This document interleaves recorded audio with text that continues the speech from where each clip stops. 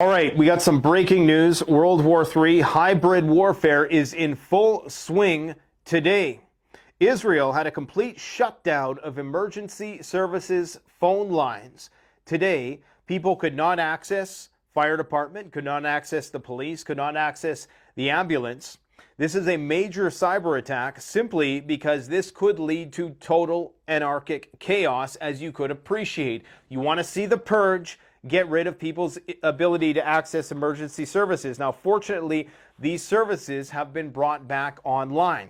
But if it could happen in a place like Israel, where they have very stringent cybersecurity controls, you can bet your ass that it can happen in your major city in North America or elsewhere. We need to prepare for this type of hybrid warfare. It happened over the weekend in the United States, as I'm going to talk about today. It possibly happened several other times today in numerous different countries that we're going to talk about. But as this war ramps up, this is what we're going to see more and more. Now, something clicked for me today.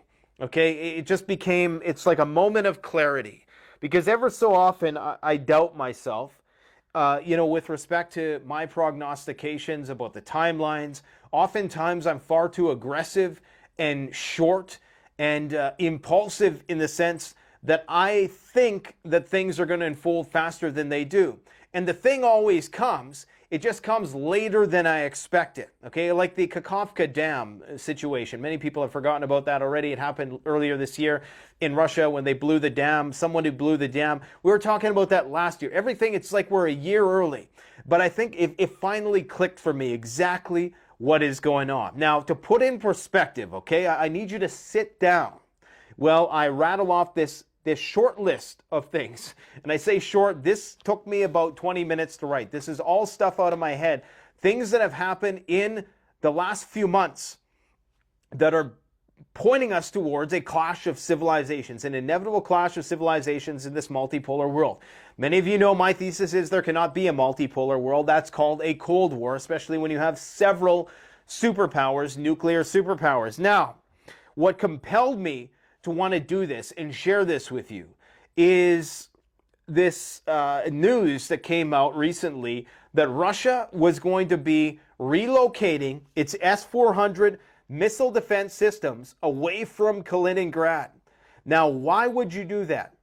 Russia wants warm water ports. That's why they want access to the Black Sea. That's why they want to dominate the Black Sea. They need a warm water port, especially in the Baltic Sea. Kaliningrad is that very thing. Now, I just heard an hour ago, NATO announced that they're going to be doing exercises simulating a blockade of entrance into the Black Sea from St. Petersburg. Guys, everything is lining up, okay? And you're going to see my map here. It looks like Axis and Allies, because that's exactly what it is. Everything is taking shape. But just sit down for a sec and let me rattle off this stuff, and we'll go into greater depth in just a moment. In the last few months, the following has happened. And before I forget, Germany just moved their Patriot missile defense systems from Poland, which they are now engaged in some kind of weird blockade thingamajigger going on. Or the Germans have, what have they done? They're customs checking every Polish truck in response to the Poles blockading the Ukrainian border. So we're seeing a rift there. Anyways, so Germany relocating its missile defense, its Patriot missile defense, of course, at the advice of the United States. Big Daddy United States said, okay, you got to send those Patriots to Ukraine now. Ukraine needs them. Get a load of this. Are you sitting down? Okay. Poland arming up to become Europe's largest military. They've been unloading military equipment in Poland by the boatloads for several months, and they have plans to become NATO's largest single country military. They've also been mobilizing towards the border with Belarus and the Suwalki corridor. Russia pulling back S-400s from Kaliningrad. Why are they doing that? Well, maybe I should just tell you now before we go into the list. Stay sitting down. They're doing that, I think, because they're willing to forego Kaliningrad. I do believe that if the shit hit the fan, it's kind of like your body. When your body is in survival mode, what it wants to preserve most is the vitals. It will starve your extremities of the ability to function if it means taking those resources and protecting the heart and the lungs and all of your vital organs. If Russia knew that nuclear war was on the immediate horizon, they would likely pull back a lot of their very sensitive major equipment from Kaliningrad and just say, screw it. Because so long as they can launch from here, especially if you're talking about a retaliatory strike, or a preemptive strike, I should say. In a preemptive strike, or would it be, how would you factor this? So what I'm trying to say is they would pull the S-400 back to preserve, not only to protect the motherland, because these S-400 systems, I believe the high-end estimate was that they had about 96. Now, not all of those are going to be operational. Several have been destroyed in Ukraine. They've probably been manufacturing some, but they would want to consolidate those units. And you would think that if they planned on doing a preemptive strike, why would you need them there in the first place? A preemptive strike meaning they would launch first, right?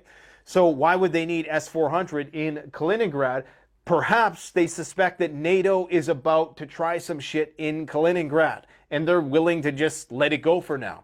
Just kind of like how they let Kherson go, how they backed away from Kiev at the beginning of the war. The Russians do some weird maneuvers that don't make sense to people at first. But, something like this, when it would take a lot to protect this. I mean, you got Lithuania, it's surrounded basically by NATO. So anyways, just keep that in mind. I think that they could be pulling it back because they see the risk of going to war with NATO as very high right now.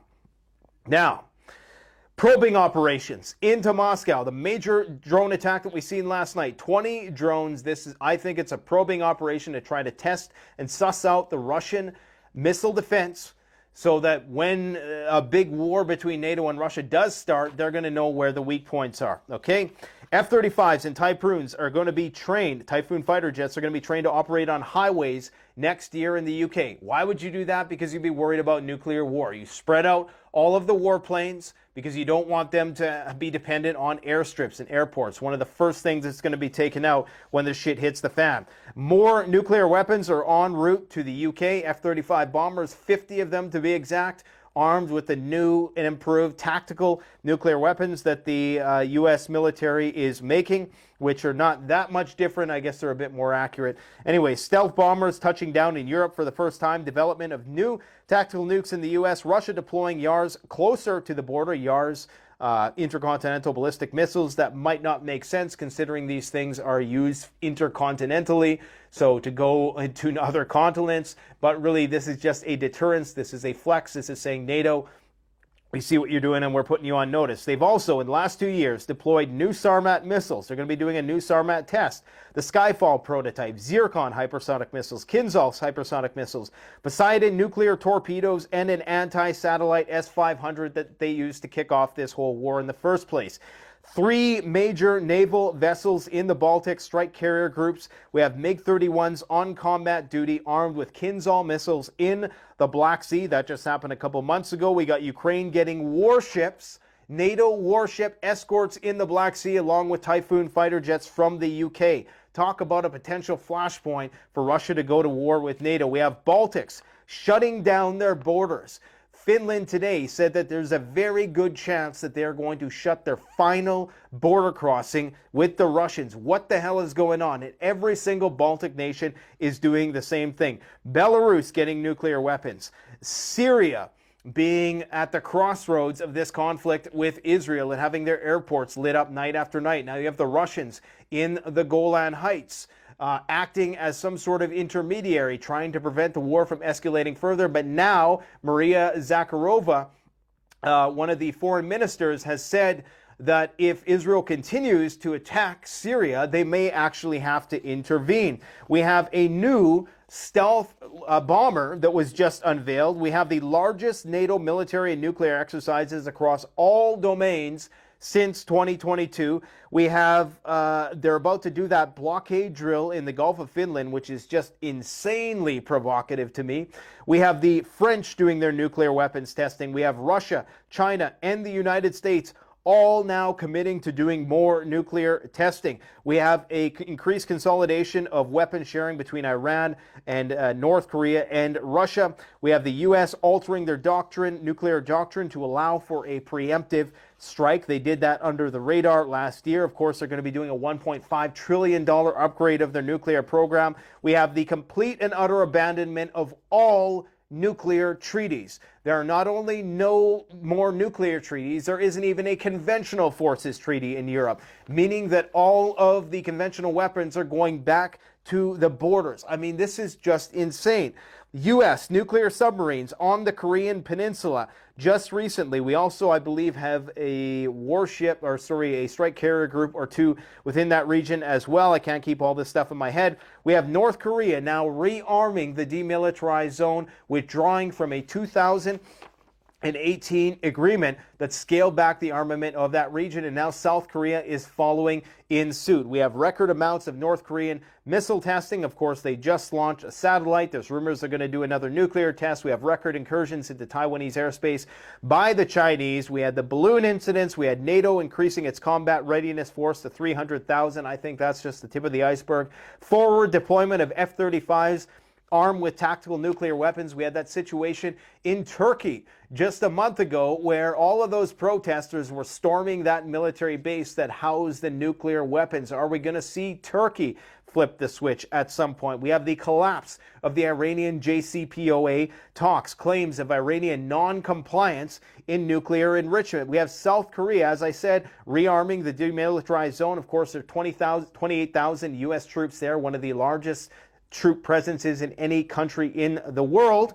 We have the U.S. increasing plutonium pit mining. This will be used in nuclear weapons. We have a U.S. nuclear submarine presenting itself in the Middle East. We have the Houthis threatening Israeli nuclear sites, Israeli politicians threatening the Samson option, of course, the whole commandeering of commercial vessels and blah, blah, blah. We have emergency alert drills in every country on an unprecedented scale, nuclear war drills in Russia simulating a Mad Max event, upgrading of nuclear bunkers in Russia, stockpiling of radiation medications, nuclear emergency public awareness campaigns, increased STRATCOM activity, out the yin-yang, increase emergency alert messages across the board. 8 out of 11 carrier strike groups are currently out to sea, and the House just passed Resolution 559 that would give them the license to invade Iran if they thought, as they currently do think, that Iran was not compliant with the International Atomic Energy Agency. We have the shooting down of drones, the blocking of waterways, and then there's that whole Hamas Hezbollah thing. That's just the tip of the iceberg, man. I mean, that's really, I didn't even scratch the surface of the news that we've been providing. So I understand, but when you see exactly what's happening, okay? So now Ukraine was like the sacrificial lamb. Now NATO is saying, and the audacity of these people, they're saying, well, we need some younger people on the front lines because we think these people that we're sending, they're too old and they're not physically fit enough. So Ukraine, you're going to have to send more of your young people to die. I guarantee you it's only a matter of time before you see a revolt as a result of this. If NATO is not willing to commit its own bodies to this war at some point in time, and that is coming, I do believe. And remember, this has been the threat all along. And they don't just say these things to say them. Zelensky doesn't just say, you know, well, you guys are going to have to fight if we don't. He means it when he says it. And it's not because he's going to have the power to make the call. No, he just understands the big picture. That's the big play.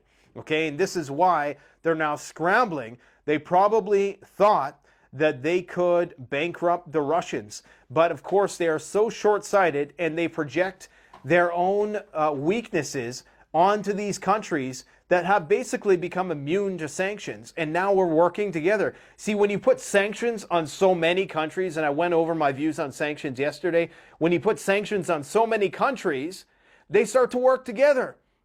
So it backfires. So you might be able to sanction one country, okay? And you might be able to sanction another. But then those two countries who are sanctioned come together and say, well, hey, you want to trade? I got this, you got that, okay. And then if that's your blanket approach to dealing with an adversary is you just apply sanctions, then eventually you're going to have a lot of enemies like Belarus, North Korea, half of the North African nations, China, Russia, the Yemen, Iran, Lebanon, the list goes on, right? And so as this list grows and grows and grows, these people all start to conduct trade together. That's basically what BRICS is, minus India, which is kind of on the fence, right? So that's what's going on. I mean, the war is coming. It's just, it's the timeline I've been way too short. But I'm obviously long on this. If I had to be a betting person, I would be long on World War III because everything is falling into place. I mean, you'd have to be really blind. All of those things that I just mentioned, that was just 25% of it. Now, could increase that by 4, okay? And what you're going to get, I hear some sound somewhere. Where the hell is that sound coming from? What the hell is that sound? Weird. Maybe it's a CIA. Maybe it was a Bustamante interview. Just kidding. Okay, what was I talking about? Yeah, so I think a lot of people are going to get desensitized by the time it comes. And that's one of the big things that worries me right now is that while all this is shaping up, people have lost interest and they only regain interest when there's a major event. And it almost helps that there are those major events along the way, those flashbulb events that people can kind of latch onto and have a tangible experience of what SHTF is going to be like. Because were it not for that, this stuff could just be building up in the background, and before we know it, shots are fired. Now again, I think these things happen a lot more incrementally than we've been trained to believe by Hollywood, and that's part of the problem. Anyways, I hope that helps put in perspective what we're dealing with here. And I think I ripped up one of my sheets that I was not supposed to rip up, but it was about the exercise. Let me see if I have the notes here. It was about the exercise in Finland. Okay, so we have NATO ships practicing a blockade of the Gulf of Finland as a part of the Freezing Winds exercise.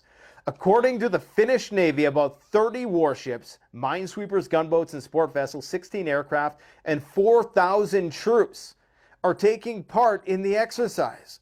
They're going to try to block access to the Baltic Sea to the Russians. Do you think that's going to end well?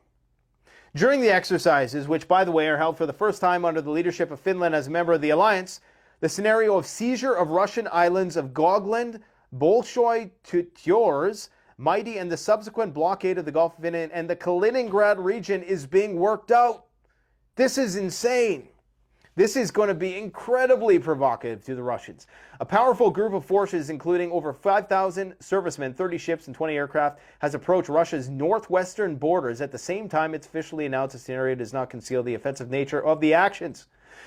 Remember, St. Petersburg is a stone's throw away from NATO's nuclear deployment systems. So the Russians have to be on edge right now. This has to be part of the reason why they're pulling those S-400s back, because the Russians are just going to cut their losses and say, you know what, sorry, Kaliningrad, you were useful strategically. We wanted that warm water port. There's a possibility now. Now, I don't think they're just going to roll over. I think they're going to threaten and possibly actually use nuclear weapons to defend Kaliningrad. But this is insane to me, absolutely insane. Now, what you're seeing here is Iran demonstrating. I mean, think if you're Iran. All you have to do right now, what you've been doing, you're like the Gaza Strip, only an entire country of 80 million people, which should have a GDP of around 1 trillion, but they've been crippled by sanctions. And all you have to do is build drones and missiles all day. That's Iran, okay? They have so many drones and missiles, they're exporting them to the Russians, to put in perspective. And it's possible that the Russians and the Iranians worked in tandem on their hypersonic program. Now, this emergency services phone lines restored after cyber attack initially feared. Phone lines for essential services were not operating as of early Tuesday morning, prompting the activation of alternative hotlines. Phone lines of essential services in Israel, such as Magen David Adom, police, fire department, were down for over an hour amid a malfunction initially feared to be a cyber attack. The Bezek Electric Company stated that following the company's initiated night work, a malfunction occurred in Bezek lines. The company's engineers are working to restore all services to full operation. Police, Hatzalah, and fire department hotlines are now operational after the initial pause. So it sounds like they're trying to walk it back a little bit there. But as far as I've been told from cybersecurity experts, a hack of this magnitude is not particularly difficult. Attributing it would be difficult, of course, and this has not stopped the Israeli propaganda wing from calling it a cyber attack. So Iran has declared cyber war, according to Israeli War Room. Now, again, these are not government affiliated Twitter pages. At least as far as I know. I'm sure there is some loose affiliation there. There very likely, most likely is. But just something to keep in mind. So if this were to happen here, I believe it would be a lot worse, especially if it was prolonged. I mean, imagine not being able to contact the police. When criminals knew that police could not be contacted, could you imagine the chaos that would ensue in the inner cities of North American cities? It would be absolute chaos, not being able to get an ambulance, having to rely on essentially taking people, to the hospital directly, fire. I mean, you would just be dealing with so much chaos in the failure of emergency services. And that is but one vector for a cyber attack. I would encourage you to go and check out the video we did probably over a year ago now. Actually 2 years ago. This was during the beginning of the pandemic, and it was talking about what the beginning 24 hours of a full-scale global cyber attack would look like, and it looks like the prediction was for December 13th, 2023. So I guess we're going to see if that plays out. That date was just an ambiguous date we threw out there, but I would encourage you to go check it out. And the goal of this was just to show all of the various systems that could be compromised by a cyber attack. Everything from waterworks to power grids to nuclear reactors to emergency services, etc., etc. That video is called The First 12 Hours of a Cyber Attack. Now, in the same vein, we also have another cyber attack that happened today. This one, I believe, was at a water treatment facility, Municipal Water Authority of Aliquippa. And this one made the news in Pittsburgh. So I'm not going to play this, but you can go and research it.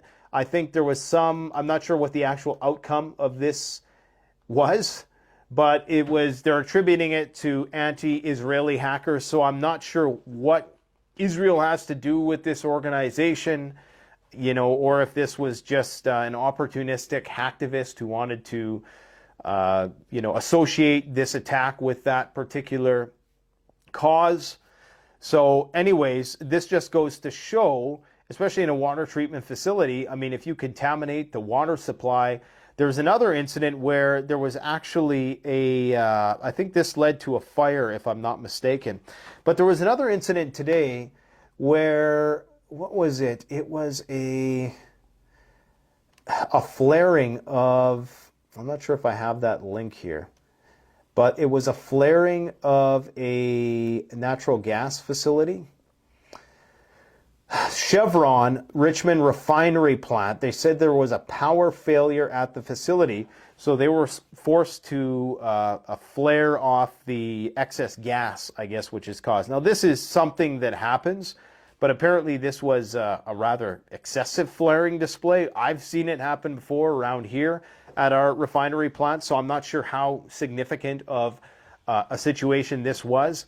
But who knows? At this stage of the game, I'm almost leaning towards cyber attack for most things, because we've seen, Colonial Pipeline cyber attack. We've seen just cyber attacks abound from the banking system, the ATMs not working here in Canada. So that's kind of my go-to default. It's not always going to be that, of course. There are just malfunctions and failures in our collapsing society. That is to be expected as well.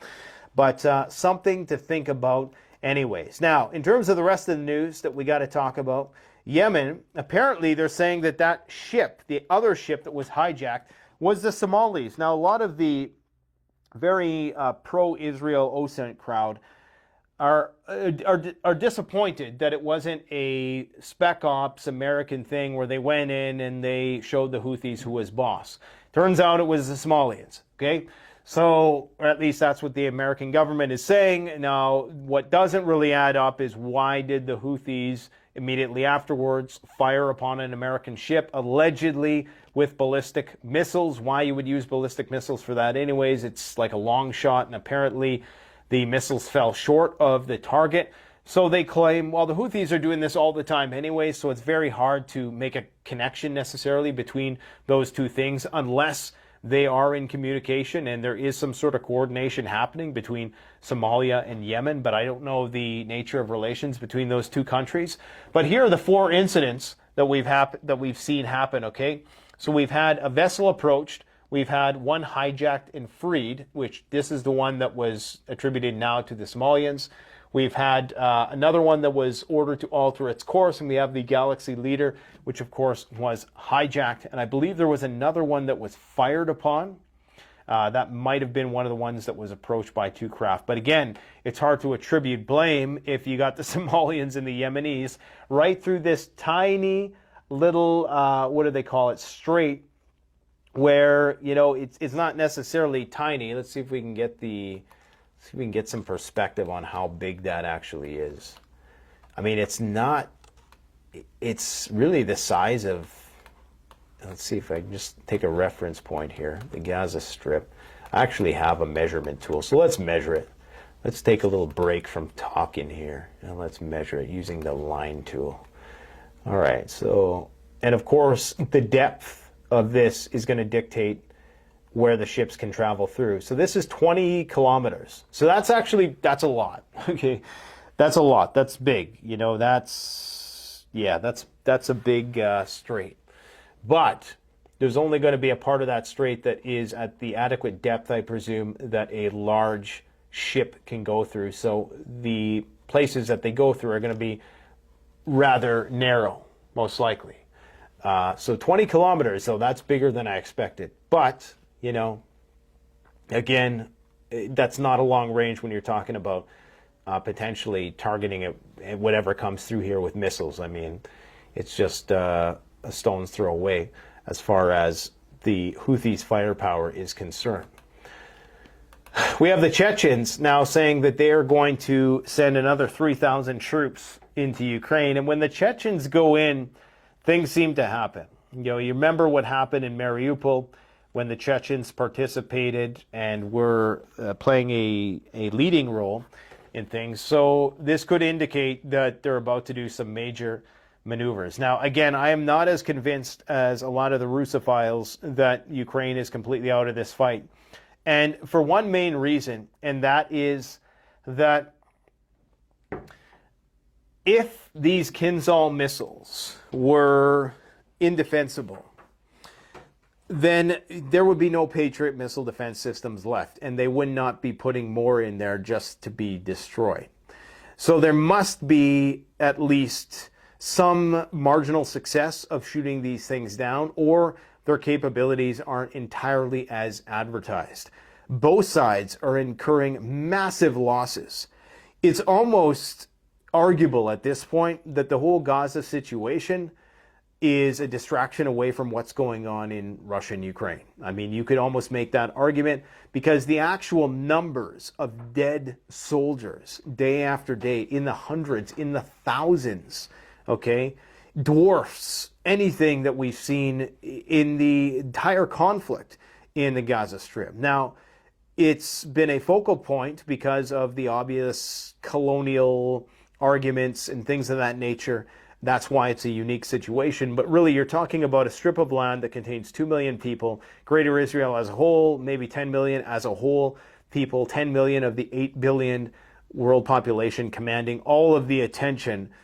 There may be a case to make that it could be a partial distraction. Now, of course, because it's this massive distraction, it has the probability of bringing in all of those other loosely affiliated groups, like that are associated with the IRGC and Hezbollah and the Syrian and Iraqi rebels and Yemen and all these countries. So that's why I guess it has the ability to snowball into something much greater in the region, but something to be mindful of, okay?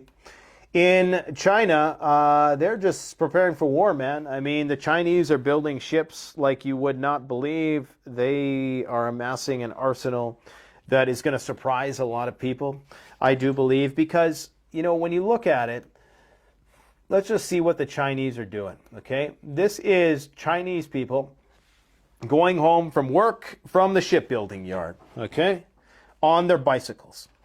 Would you ever see anything like this in America nowadays? Never. Never. I mean, this is why, you know, with our work ethic and just wanting to be influencers who drop ship stuff, this never, you know, we're done. We're finished. You know, we might as well just pack it in at this point in time. We should hope that we see some real adversity, some real austerity in our society that will force us back into manufacturing jobs, that will force us to appreciate things once again, so we have to suffer a little bit and rebuild from the ground up. I think that's the only thing that is going to really wake up the American industrial machine, unless we get some sort of AI automation. But I wouldn't count on that just yet, because of course to build all those robots and all those systems takes a lot of time. So anyways, we have this major, these types of things have been happening in Russia in the last week. A massive explosion at a tractor manufacturing facility that, of course, the Ukrainians are saying was, and like, look at the flashes in the sky. I don't know if this is just the camera, the settings on the camera that are getting this, but it almost looks like electrical flashes. But this was a massive explosion at a tractor factory, they're saying. And we've had additional explosions at transformers. Like, look at that. That's insane. That fireball must have been some sort of fuel storage or something, but they must be getting used to this in Russia. Just massive explosions day after day. China's oil reserves are close to reaching storage capacity. Well, they have to be, because like I explained yesterday, they don't have the oil in the ground that the U.S. does. And everybody who's saying drill, baby, drill, they should be grateful that somebody in the U.S. government has the foresight to keep that shit in the ground and save it for a rainy day, because we will need it at some point in time. Yes, I know that the oil refineries here are made to process the type of crude that comes from the Middle East, and they would have to be restructured, remodified in order to process the type of crude that we produce here. But it could be done. It's a lot easier to do that than to get blood from a stone. At least we have the oil in the first place. North Korea is moving heavy weapons to the border with the South, and it's only a matter of time before that situation pops off. It's a lot of this is really going to, like, all of these things are going to coalesce right around the time that the election happens, which is insane. Okay, like, we're going to get so close to war on so many fronts right when the election is about to happen. It's almost like you could not write a fictional story which would be as enticing and entertaining as what we're witnessing unfold right now. Like, everything is just lining up perfectly. By the time the election happens, and here I go again being aggressive in my timelines, you're going to see shots fired over the North Korean border. I do believe. If the Americans want it, especially. Now, the issue at the Iranian power plant, Iran has a lot of nuclear facilities, guys, and I think that we should all just have an awareness of where these various facilities are. So we have a pressurized water reactor here in the south on the coast. We have research reactors. This is where that emergency took place the other day where some people were saying there was an attack. The Iranian military, who would probably not admit if there was, especially if it was a successful one. I think they would admit it if they shot something down, because that's just, makes you look good. So that's where there was a gunfire heard, anti-aircraft fire, as well as explosions. They said it was just a drill. Why you would be doing that around a nuclear facility, I don't know. It seems kind of dangerous. I understand why you would want to train your systems, but these systems should work anywhere. Iran has, as far as I know, very good integrated air defense. So it's not like Russia where things are kind of scattered around and it's a big giant country. If something crosses over here, the whole system recognizes it and it goes for it, okay? So their air defense now apparently is supposed to be pretty good. Mind you, it wasn't too long ago that Israel was able to get planes in there and take things out. So I guess time will tell. We have enrichment facilities, heavy water reactors, places where their yellow cake is mined, nuclear waste disposal. They have uranium reserves. So, they're a very self-sufficient nation. We have Belarus receiving Chinese-made ballistic missiles. I'm not sure if I reported on this already, but this is just, again, the consolidation of the Axis nations working together, all these sanctioned nations working together. Now, China is not heavily sanctioned, but they are somewhat alienated by the international community. Once again, and this is funny because, of course, this story comes out on a day when Elon Musk is visiting Israel. But Russia is saying that they, once again, and they've said this before, that space law, and it's not them saying this, but this is actually an article in the Telegraph, that indicates that in line with the Geneva Convention, they are authorized to shoot down civilian satellites. Typically, you can't shoot civilian anything, okay, in line with the Geneva Convention. But space is a different story. Now, will they do this? Unless they can think of some means of electronic warfare or like laser weapons, which I don't think they have at this point in time, the ability to do this persistently on a massive scale would be challenging, to say the least, because the cost of the missile to get up there, like the one that they shot down their own satellite with, was just way too expensive. Because there's thousands of Starlink satellites. You can't shoot them all down. You go broke. So they have to think of another way to bring down these satellites. And in addition to that, it could backfire. We could see a Kessler syndrome type effect where, you've seen the movie Gravity with Sandra Bullock. That's what will happen. It'll just create this cascade of space junk which traps us on the planet. And I don't know, maybe that's a good thing. Maybe we need to sort out our shit down here before we take it elsewhere. I talked about this stuff going on, this rift between Germany and Poland. This is history repeating, isn't it? This is really history repeating when you think about it. But the United States is obviously trying to be a mediating factor here. I mean, you think about Nord Stream, you can't really say that. But what's happening is Poland doesn't want Ukrainian goods, particularly grain, because it brings down the cost, it brings down the price of their own domestically produced stuff. I think that's what's happening. And so the truckers there are making a blockade on the border between Ukraine and Poland. Now, if that blockade is in place, that means that Ukraine also can't get weapons through that border. And that's primarily been where they're getting weapons from. I think they're probably also getting them through Romania, but those ports there were heavily targeted by the Russians as well. There's probably some other borders that they're getting stuff from. Let's just see here. Let's look at the map. So we got, I got my line tool out. Okay. Didn't plan on doing this. But yeah, so they share a border with Romania. They share a border with Moldova. They probably wouldn't get anything from Moldova. There's still this issue of Transnistria. And it looks like they share, they share a much larger border up here with Romania and Hungary and Slovakia and Poland. but primarily, I believe a lot of the stuff came in through Poland, in through Lviv.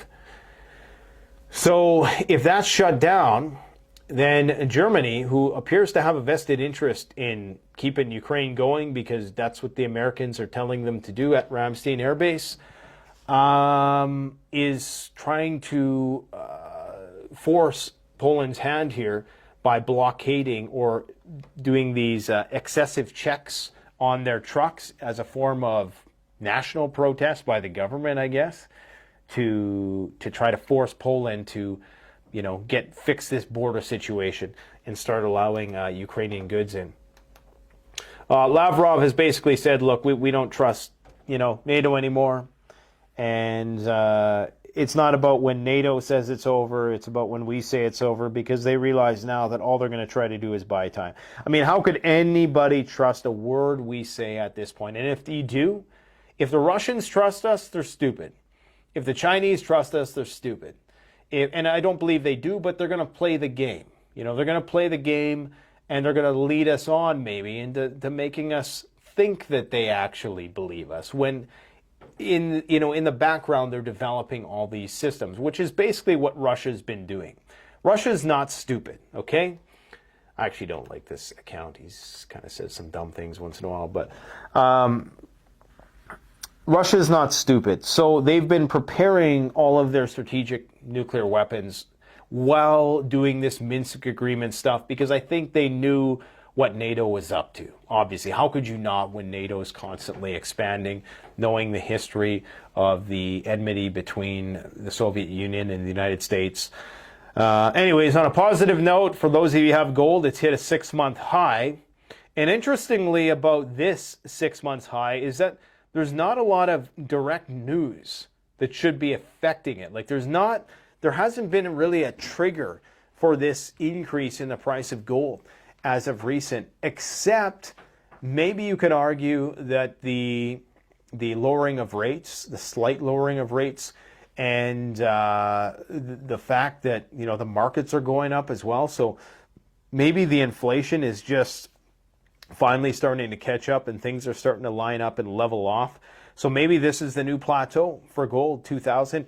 Really doesn't matter anyways. A thing of gold is going to buy you exactly what it did 2,000 years ago, or the equivalent in terms of value. You could buy a toga, pair of sandals, and a belt in the Roman era, and you could buy yourself the nicest, fanciest suit. Well, maybe not the nicest nowadays. I haven't bought a suit. I don't wear suits. But for 2,000 bucks, I'm sure you could get something pretty decent. So, you know, don't worry about the price of it. You know, I got to do another video on Bitcoin, because the more I think about Bitcoin, man, it's just red flag after red flag. And this is where we get into the rambling part of the video. So if you're still here, congratulations. Bitcoin, the coin that they say is, there's only 21 million of them. How many million have already been lost in the ether, you know, in garbage dumps around the world? People who lost their codes, they'll never be returned again. And you got all of these snake oil salesmen. And don't get me wrong, I understand cryptocurrency, I understand decentralized finance. I get it. I've had these debates on the channel many, many times before. I get it through and through, for the most part, okay? I get it in theory. When you pair it maybe with something like gold, and you have something that's gold backed, then maybe that is the golden ticket. But my problem with Bitcoin has always been, you got these guys who are sitting on this Bitcoin, and they keep saying, well, there's only 21 million. My argument has always been, and will always be, that it's infinitely divisible. So eventually, they're just going to call 0.00001 Bitcoin a nano coin or something, and people will start thinking in terms of nano coins. So it's all relative, and you can do that to as many decimal places as you like. So there really is kind of an infinite, there's a finite, infinite amount of it. But the problem is that the initial hodlers who have the majority of the Bitcoin thus far, if they never give any of it up, then what does that mean for the 95% of people who don't have any Bitcoin? Well, that means that they're going to be poor, right? And so you're going to have these 5% of the population who, you know, good on them for getting in early. And I dabbled in Bitcoin. I've gambled a little bit over the years, made some money, lost some money, but I got out before the big crash, I should say, back in, what was it, 2021?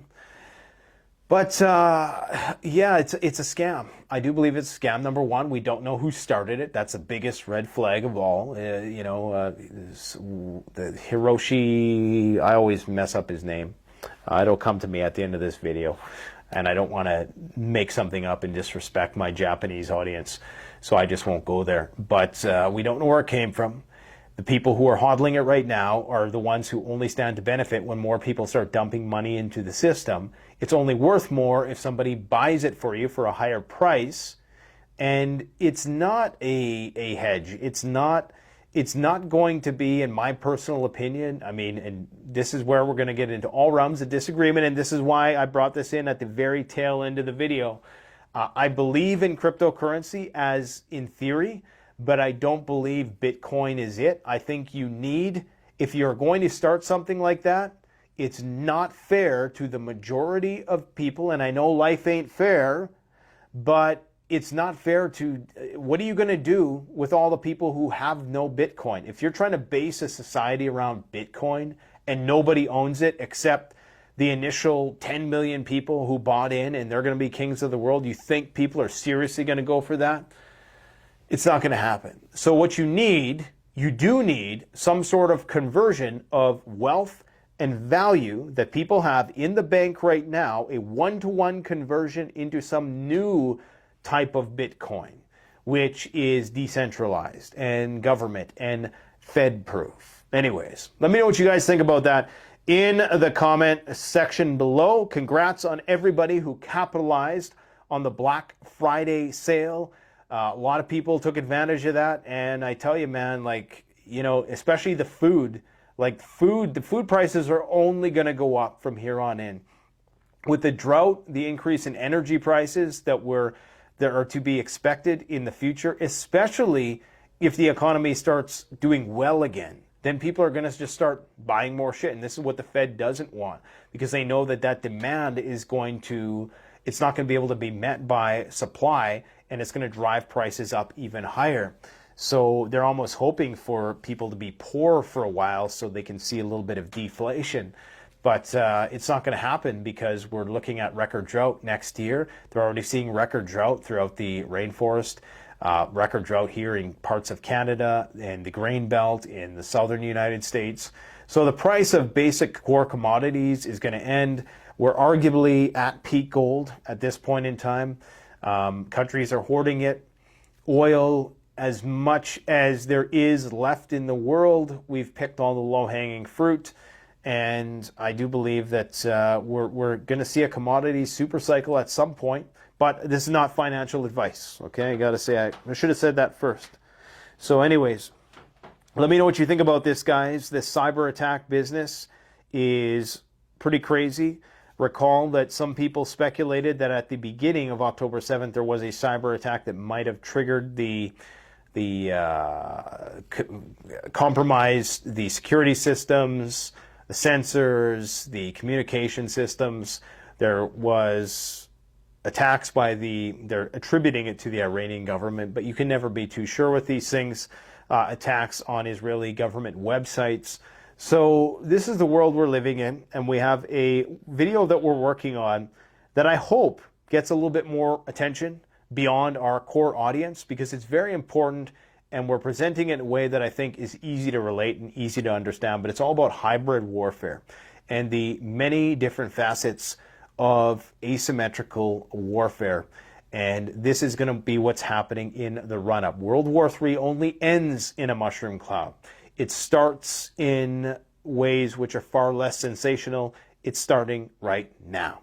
So keep getting prepared, and just stay fit. That's one of the most important things. People are asking me to do a video on fitness because I've been cutting up lately. I'm down to about 193 pounds. We got videos on fitness coming as well as a Darwinian approach to survival, looking at what are the best body types, what are the best physical characteristics And how might your genetics actually affect your survivability in different environments around the world? Anyways, we've got a lot of interesting stuff coming up, so stay tuned, my friends. Keep on prepping. Canadian Prepper out.